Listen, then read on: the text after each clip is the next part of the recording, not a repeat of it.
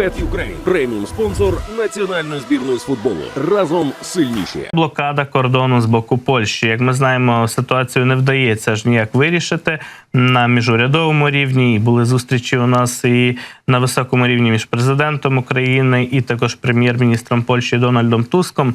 Зусилля якісь продовжуються, власне кажучи, цей конфлікт вирішити. Однак польські, скажімо так, фермери, будемо їх так називати, хоча там не лише фермери задіяні, а просто такі польські, скажімо так, політики-популісти і активісти, які до них долучилися, от вони, власне, посилюють блокаду польсько-українського кордону і вже взялися і за залізничні переїзди.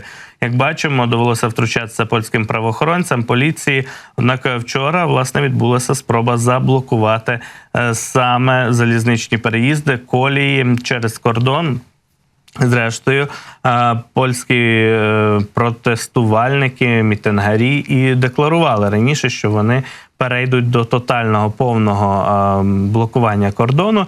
Отже, на пункті пропуску Дорогуцький Ягодин відбулася спроба заблокувати рух вантажних потягів. От бачимо, як ходять буквально по коліях ці блокувальники. Завели також техніку сільськогосподарську, аби заблокувати ці колії. Ну і довелося втручатися вже правоохоронцям з польського боку. Кажуть, що вони розблокували наразі рух вантажних потягів. Сподіваємося, що такі акції не будуть повторюватися регулярно, але це лише сподівання. Реальність заяви і декларації якраз організацій, які займаються блокадою, вони доволі таки радикальні. В даний час от якраз проїзд поїздів відбувається в штатному режимі, як повідомляє Українська прикордонна державна служба. Ну і також є проблема з пропуском вантажівок. Звичайно, зокрема, на цьому пункті пропуску, на автомобільному пункті Дорогуцький Ягодин та і в інших пунктах пропуску теж є ця проблема.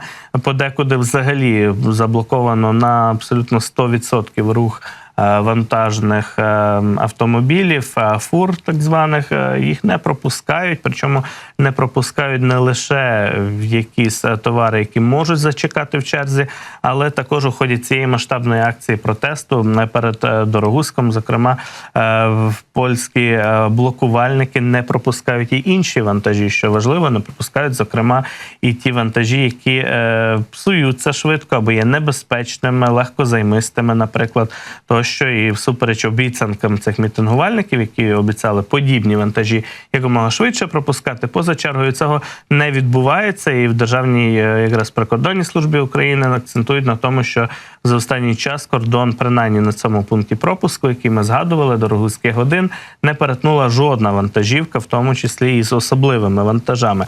Рейсові автобуси нібито проїжджають без черг, хоча є така небезпека, що коли блокування стане тотальним, а принаймні на 20 лютого польські мітингарі анонсували таку тотальну блокаду, то можуть, власне, постраждати абсолютно всі, хто прагне перетнути кордон, в тому числі пасажири і різноманітних автобусів, рейсових, які між державами виконують такі маршрути, такі рейси обслуговують. Отже, надалі, власне, бачимо, що польські акції протесту, вони загалом нібито вписані в загальноєвропейські подібні протести, де протестують проти рішень Брюсселя ввести певні нові обмеження, правила контролю над виробництвом агропродукції. Однак, власне, блокування кордону між державами – це таке окреме польське ноу-хау, адже наполягають мітингарі, блокувальники на тому, що українське зерно виробляється за іншими правилами, воно, відповідно, дешевше, воно демпінгує їхній ринок. І оця теза є ключовою у цих блокадах.